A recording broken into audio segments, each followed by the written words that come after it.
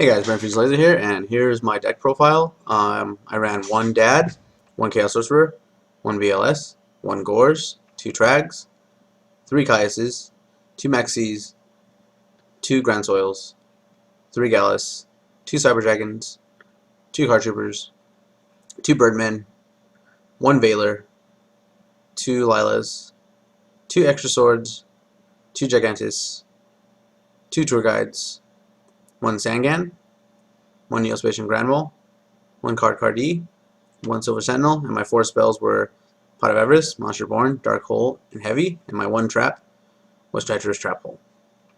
My extra deck consisted of Scrap Archfiend, Gaia, Gen X Ally Triforce, Locomotion Argen X, Gemini Pearl, Shockmaster, Blade Armor Ninja, Abyss Dweller, Gaga Cowboy, Maestroke, Popple Operative, Leviar, MX Saber Invoker, Wind Up Zenmains, and Photon Strike Benzer.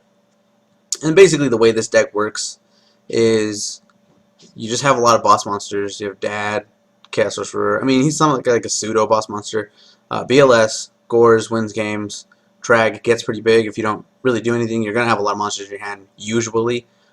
Caius is there's three ofs, and he answers a lot of problems that you just run into, other exceeds that you can't destroy, things like that. Grand Soil is a secondary win condition, and just if your opponent doesn't pay attention to your graveyard and doesn't keep an eye on stuff that you're using, then maybe they won't see it coming. If they do, it puts pressure on them to kind of keep Earths out of the graveyard or put more in so you can't get rid of them.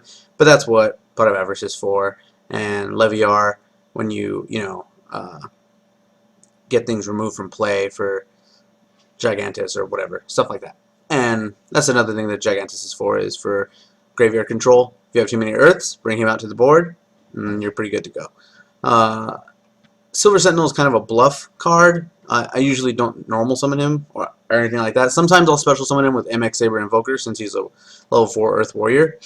But other than that, he's a bluff. If your opponent doesn't realize what you're playing and you get him in an early hand, you can set him and your opponent will tag it with an MST or a Heavy, and it does its job, comes to the board and gives you some material to combo into.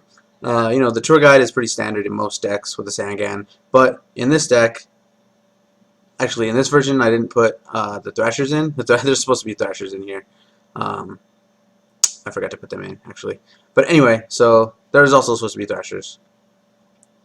So this is a 42 card deck, actually.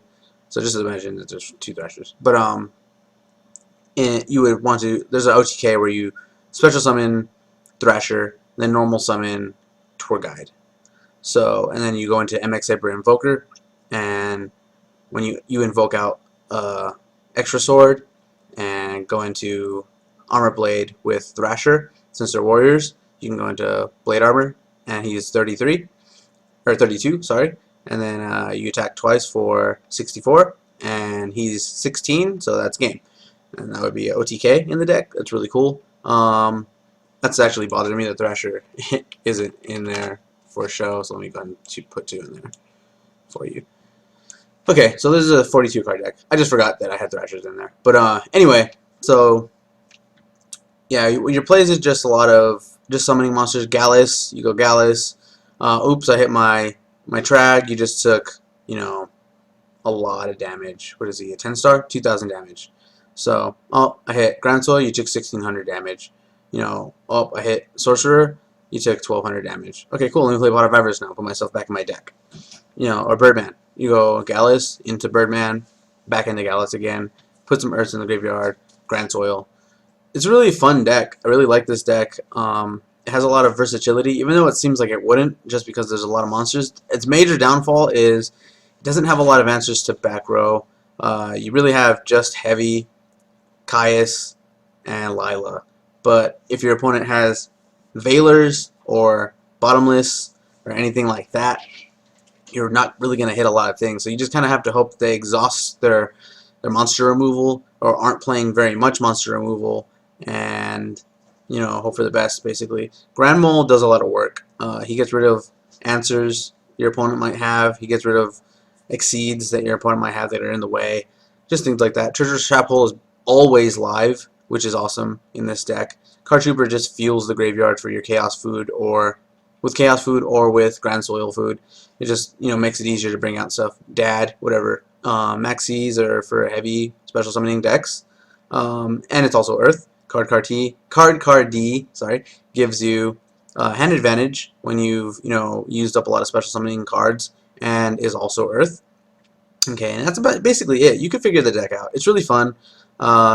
I didn't put my side deck because my side deck was just what I felt, you know, to take, or kind of last minute choices. But you can run whatever side deck you feel is viable or relevant to the meta.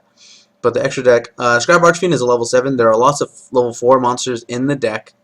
And Birdman is the only tuner in the deck other than Valor. But Birdman makes a lot of level 7s really easy. So you can put if you want Black Rose Dragon in the deck for more board clearing power, but Scrap Archfiend is a level 7 Earth. Gaia is a level 6 Earth, and Genetic Ally Triforce is also level 7, but if you use an Earth monster, he basically becomes kind of like an Ancient Gear Golem, or Ancient Gear Soldier, whatever his name is. He gets one of those effects where if you attack, your opponent can't activate spells or traps until the end of the battle step, I think it is. Yeah, damage step. So they would have to take the damage no matter what. And then, obviously, Locomotion are Gen X, just for plays when you have a Caius on board, or a Chaos Sorcerer, or something like that. There is the potential of making a level 8, but it's a lot easier to make level 7s and level 6s. So, you know, you can use whatever synchros you want, or no synchros. I put Gemnite Pearl in there because there are a lot of level 4s, and Blade Armor would make him a 3600 beater, which is pretty much as strong as anything can be in this game. Go ahead. Without you know, without like doing a lot of work, I guess you could say.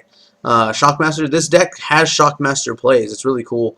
You know, because of Gigantus and MX Saber Invoker, or you know, you could just summon Thrasher, normal summon a level 4 monster, and then go into Gigantus, you know, somehow later in the game.